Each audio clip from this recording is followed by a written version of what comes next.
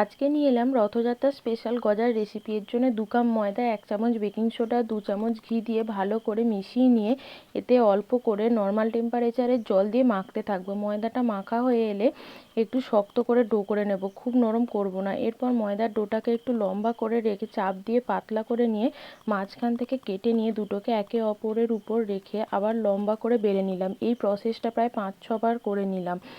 লাস্টের বারে সরু লম্বা করে বেলে নিয়ে গজার লেচিগুলোকে কেটে নিলাম। এবার কড়াইয়ে তেল দিয়ে গজার লেচিগুলোকে দিয়ে দিলাম।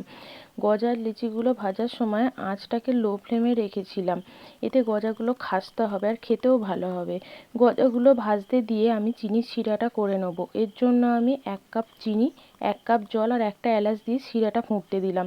শিরাটা ফুটে একটু ঘন হয়ে গেলে গ্যাসের ফ্লেমটা অফ করে দিলাম। এর মধ্যে গজাগুলো ভাজা হয়ে গেলে ঠান্ডা করে নিয়ে সেগুলো শিরার মধ্যে 15 মিনিট রেখে দিলেই তৈরি হয়ে গেল